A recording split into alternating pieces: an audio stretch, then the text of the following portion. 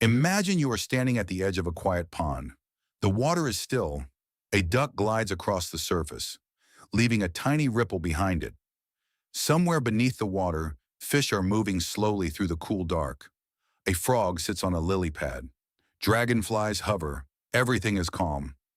Now imagine that this pond, this simple, beautiful, ordinary-looking pond, is feeding your entire family. Fish for dinner, eggs for breakfast, clean water cycling itself endlessly. No grocery bills, no supply chains, no anxiety about what happens if the shelves go empty. Just you, your land, and a system so ancient and so perfectly designed that it has outlasted every empire that ever tried to ignore it. This is not a fantasy. This is not some futuristic technology waiting to be invented. This story started 2,400 years ago in ancient China, and it is one of the most important stories about food and survival that almost nobody in the modern world has ever been told. And the fact that you have never heard it, well, that is not an accident. Let us go back, way back. It is around 3,500 years before the present day. China's Yellow River floods, as it does every season, spreading across the flat lowlands, filling every hollow and depression in the earth with muddy water. And then slowly, the water begins to pull back. The flood retreats. The land reappears. But in the lowest dips and pockets of the ground, small pools remain. And in those pools, something is swimming. Fish. Carp, to be specific. Trapped by the retreating flood, alive, healthy, reproducing.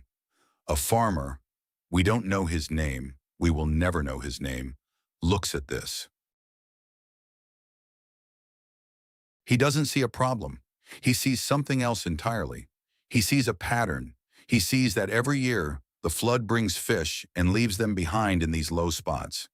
He sees that if he digs that hollow just a little deeper, reinforces its edges with clay so the water doesn't drain away, the fish stay. They live. They multiply. And when his family needs food, he walks to the edge and takes what he needs. This is the moment everything changes.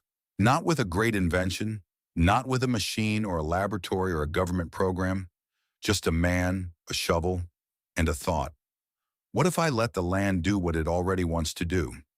This quiet revolution spread slowly across China, passing from farmer to farmer, village to village, generation to generation, refined and improved with each passing century. By the time of the Shang dynasty, around 1,600 years before the modern era, managed fish ponds were already considered normal. Ancient inscriptions on oracle bones, the earliest written records in Chinese history, reference fishing in the garden. Archaeologists today recognize these as working aquaculture ponds integrated directly into family farms. The wealthy kept ornamental ponds with beautiful golden koi. The poor kept working ponds with common carp. But both systems fed people. Both systems worked. And then came the moment that changed everything again. Not through wisdom this time, but through politics. In the 7th century, a new dynasty rose to power in China, the Tang dynasty, and the emperor's family name was Li, which in the Chinese of that era sounded almost identical to the word for carp. Now in a culture where symbolism and superstition carried enormous weight, this created an impossible situation. How could common farmers raise and eat a fish that shared the sacred name of the imperial family? It was considered deeply disrespectful. Some accounts suggest it was considered dangerous. And so the emperor did something extraordinary. He banned it. Across the entire empire, the farming and eating of common carp was forbidden. Think about what that meant. For over 1,000 years, carp had been the backbone of the Chinese peasant diet. It was the most farmed, most eaten, most reliable protein source available to ordinary people. And now, overnight, it was gone. Farmers faced a genuine crisis. This was not an inconvenience. This was a threat to survival. But here is what makes this story so remarkable. They didn't give up. They didn't starve. They didn't simply wait for the law to change. They innovated. If they couldn't raise one species of fish, they would raise several. They began experimenting, placing different fish together in the same pond and watching what happened. Mud carp that fed at the very bottom, sifting through sediment. silver carp that filtered algae in the middle of the water column, grass carp that grazed on plants near the surface, big-headed carp that consumed tiny plankton near the top. Each species lived in a different layer of the pond. Each ate something different. None of them competed with the others. And together they were more productive than any single species pond had ever been. An accidental ban by an emperor trying to protect his family's honor had created the world's first true multi-species aquaculture system. A stacked, self-regulating, self-feeding ecosystem that produced more protein per square foot than almost any farming method on Earth, before or since. They called it polyculture, and it would go on to quietly feed more human beings throughout history than any other protein system ever devised. The question is, why don't you know about it? And why, with everything we know today, is almost nobody in the modern world building one of these in their backyard? The answer to that question is where this story gets truly interesting. Here is something that should stop you in your tracks. By the time European explorers and traders began arriving in China during the 1200s, village fish ponds were so common, so deeply woven into the fabric of everyday life, that travelers wrote about them the way you might write about roads or markets. They were simply there, everywhere, a defining feature of the landscape. Some of these ponds were already centuries old and still producing thousands of pounds of protein every single year. Nobody was adding chemical fertilizers. Nobody was buying feed from a supplier. Nobody was depending on anyone outside the village. The ponds fed themselves. And in doing so, they fed entire communities, generation after generation, across one of the most densely populated regions on Earth. Marco Polo, traveling through China in the late 1200s, described a civilization of breathtaking abundance. He wrote of markets overflowing with food, of villages that seemed to want for nothing. Modern historians now believe that much of this abundance was built, at least in part, on exactly the kind of integrated pond systems we have been describing. Small, local, self-sustaining, invisible to outsiders, but absolutely central to the survival of everyone who lived near them. And yet, when European settlers arrived on the shores of North America several centuries later, they brought with them cattle, pigs, and chickens, animals that needed fencing, animals that needed feeding every single day, animals that required constant labor, constant inputs, constant cost. The idea of an edible pond that largely managed itself, a pond that you built once and then harvested from for decades, simply didn't fit into the worldview they carried across the ocean with them. It wasn't that the knowledge was wrong, it was that nobody was carrying it.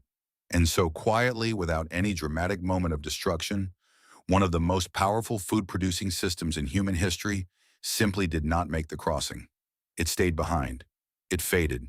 And in America, the backyard pond became something decorative, something wealthy people built to look at. Ornamental fountains, koi ponds with little wooden bridges. Beautiful, useless. Certainly not something that fed anyone. The knowledge had been buried, not by force, not by conspiracy, simply by neglect, by the slow drift of culture moving in a different direction. But buried things have a way of surfacing. It is the 1960s. The world is changing fast. Cities are growing. Populations are rising. And for the first time in a long while, serious people are beginning to ask serious questions about where food is going to come from. Not just today, not just next year, but in 20, 30, 50 years. At Auburn University in Alabama, a group of fishery scientists led by a researcher named H.S. Swingle began doing something unusual. They started looking backward. They dug into old records, old methods, old systems that had been quietly set aside in the rush toward industrial agriculture. And what they found brought them back, again and again, to those ancient Chinese pond systems. So they decided to test them. They built small ponds, some of them only 1,000 square feet, roughly the size of a modest backyard swimming pool. They stocked them with Native American species, channel catfish, bluegill. They applied basic fertilization techniques borrowed directly from the old polyculture methods. And then they watched. The results were, by any measure, extraordinary. From a pond of just 1,000 square feet, managed with minimal inputs and basic fertilization, researchers documented yields of up to 350 pounds of fish per year. 350 pounds, from a space smaller than many people's living rooms. Now let that sink in for a moment because the comparison matters enormously. A quarter acre of cattle pasture, which is about 10,000 square feet, 10 times larger than that test pond, produces roughly 200 pounds of beef per year, and that beef requires constant feeding, veterinary care, infrastructure, fencing, the ongoing purchase of grain and hay. The daily labor of a farmer. That tiny pond produced nearly double the protein, using 1/10 of the space, with almost zero ongoing inputs once the system was established. The Auburn researchers published their findings. The studies were cited. A small circle of permaculture enthusiasts and homesteading writers took note. Articles were written. A quiet excitement stirred in certain corners of the agricultural world. And then, nothing. No government programs, no agricultural college courses, no extension office workshops teaching families how to build these systems, no subsidies, no promotion. The momentum simply stopped as if it had hit an invisible wall, because in a sense it had. Think about what a productive backyard pond actually means for the industrial food system. It means a family that stops buying meat from the grocery store. It means a household that steps partially outside the supply chain. It means people who are no longer fully dependent on a system that, in America alone, generates around $200 billion every single year. The industrial meat and food production system is not evil. It is not run by villains. It is simply a machine built to do one thing: sell food. And like any machine of that size, it has no interest in promoting the alternatives that would make people need it less. It doesn't need to actively suppress the knowledge of backyard aquaculture. It simply needs to not promote it. And that is exactly what has happened. No advertising, no funding, no cultural momentum, just silence. And silence, sustained long enough, becomes ignorance. And ignorance, sustained long enough, becomes dependency. Most people today have no idea that a pond the size of a parking space could produce enough protein to meaningfully feed a family. Most people have never heard the name Fan Li, the ancient Chinese fish farmer who wrote the world's first aquaculture manual in 475 years before the modern era. Most people look at a backyard pond and see a decoration, a hobby, a pleasant place for frogs to sit. They do not see what Fan Li saw. They do not see what those Tang Dynasty farmers saw when the emperor took away their carp and they were forced by necessity to build something better. They do not see a living system, a self-renewing machine made of water and sunlight and biology, a quiet form of independence that cannot be priced, cannot be taxed, and cannot be taken away by a supply chain failure or a global crisis or a bad harvest 3 states away. But here's the thing about buried knowledge. It doesn't disappear. It waits. It waited through the fall of dynasties. It waited through cultural revolutions. It waited through the long American love affair with industrial convenience.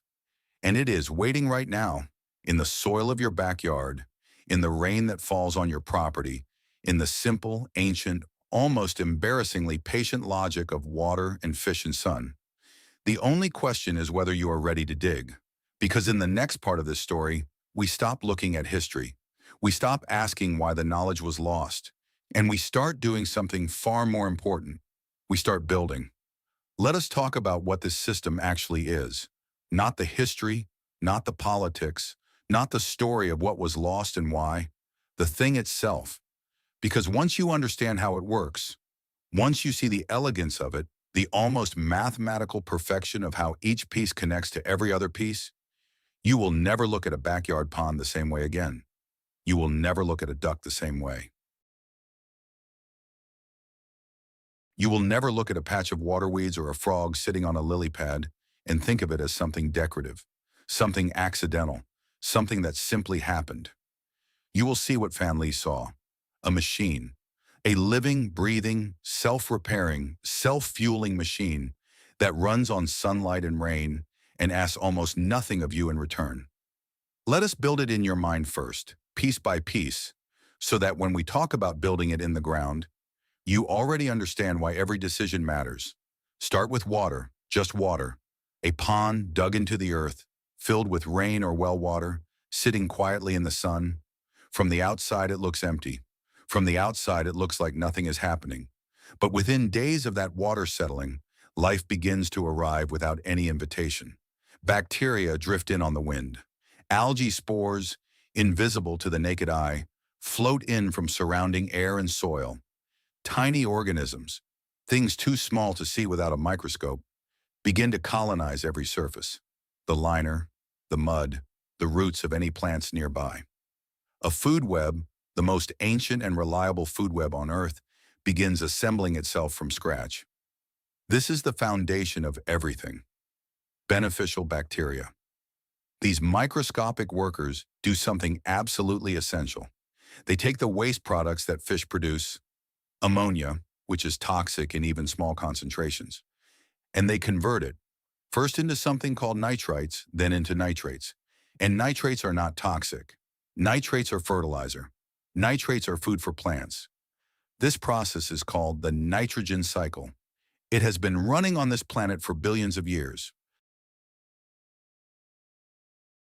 It runs in every healthy lake, every healthy river, every healthy ocean on Earth. And when you build your pond correctly, it runs in your backyard too, quietly, continuously, without any help from you. The bacteria convert waste into food. The plants eat that food and clean the water. The clean water keeps the fish healthy. The fish produce more waste. The bacteria convert it again. Round and round, endlessly, the system feeds itself. This is not farming. This is something older than farming. This is ecology, and you are simply giving it a container and stepping back. Now add the first layer of visible life, the plants. Most people think of aquatic plants as decoration or nuisance, something to manage, something to pull out before it takes over, something that grows whether you want it to or not. And they are right that aquatic plants are almost impossible to stop once they get started. But that is precisely the point. That unstoppable growth is the engine of your system. Begin with cattails along the shallow edges of your pond, in water that is roughly 1 foot deep. Cattails are one of the most efficient biological filters on the planet. Their roots reach down into the sediment and pull nitrogen and phosphorus directly out of the water. They are doing in your pond what a very expensive mechanical filtration system tries to do, cleaning the water, keeping the chemistry balanced, preventing the kind of runaway algae bloom that can choke a pond and kill everything in it. They do this for free, forever, and they grow back every year without any help from you. Add water lilies across the deeper sections. Their broad, flat leaves sit on the surface and do something deceptively simple, but enormously important. They provide shade. Shade lowers the water temperature in summer, which matters more than most people realize. Warm water holds less oxygen than cool water, and fish need oxygen to survive. The lilies are, without any drama or fanfare, keeping your fish alive through the hottest months of the year. Beneath the surface in the deeper sections, plant hornwort or anacharis, soft, feathery, submerged plants that spend their entire lives underwater. During the day, through photosynthesis, they release oxygen directly into the water.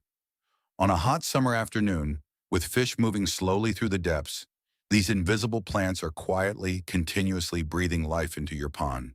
And then, floating freely on the surface, add duckweed. Duckweed deserves a moment of its own because it is, without question, one of the most extraordinary plants on Earth. It is tiny. Each individual plant is roughly the size of a match head. It has no stem, no real leaves as we typically think of them. Just a flat green disc floating on the water with a single thread-like root dangling below. And under the right conditions, warm water, good sunlight, sufficient nutrients, it doubles its entire mass in less than 48 hours. Think about that. Every 2 days you have twice as much duckweed as you had before. It is so efficient at absorbing nutrients from water that wastewater treatment facilities around the world use it to clean contaminated water. It pulls nitrogen and phosphorus out of the water so effectively that it essentially acts as a living filter, a biological sponge that grows faster than almost anything else on Earth, and ducks will eat it as fast as it grows. Which brings us to the next piece of the system, the ducts. If the plants are the kidneys and lungs of your pond, the ducks are the managers, the living, waddling, endlessly productive managers who work every single day without asking for anything except a little grain and somewhere dry to sleep at night. Here is what most people do not understand about ducks in a pond system. They are not passengers. They are not simply animals that happen to enjoy the water. They are active biological participants in the ecosystem, performing functions that nothing else can replicate. When a duck swims, it stirs. Its feet churn the bottom sediment, releasing trapped nutrients up into the water column where algae and bacteria can access them. This is not a small effect. This is the difference between a pond that is alive and cycling nutrients efficiently and a pond that is stagnant, stratified, slowly dying from the bottom up. When a duck eats, and ducks eat constantly, joyfully, with a commitment to consumption that is almost admirable, it processes what it eats and returns the nitrogen to the water. Duck droppings in a pond are not waste. They are fertilizer, delivered directly into the ecosystem in exactly the form that algae and bacteria need most. That algae feeds zooplankton. Zooplankton feeds small fish. Small fish grow into large fish. The duck has, without understanding any of this, without following any instructions, simply by being a duck and doing what ducks do, set the entire food web in motion, and then the duck eats insects off the surface of the water, keeping pest populations down. It eats aquatic plants that are growing too aggressively, keeping the balance. It eats small organisms it finds in the shallows. Studies have shown that ducks with access to healthy pond ecosystems can meet up to 30% of their nutritional needs simply by foraging from the pond itself. That is 30% less feed you need to buy, 30% less cost, 30% less dependency. A small flock of 3 to 5 khaki Campbell ducks, one of the most productive domestic breeds ever developed, will lay between 280 and 340 eggs per duck per year. From a flock of just 4 ducks, you are looking at somewhere between 1,100 and 1,300 eggs annually. That is roughly 100 eggs every single month, more than most families can eat. Enough to share, enough to give away, enough to trade, all from animals that are simultaneously managing your pond, fertilizing your water, and feeding themselves. And now the fish. For most families in most parts of the world, the simplest and most reliable choices are bluegill and channel catfish. They are hardy. They are legal almost everywhere. They are forgiving of beginner mistakes, and together they fill different roles in the pond's ecology, just as those ancient Chinese farmers discovered when they stacked multiple carp species in the same water. Bluegill are the slow and steady choice.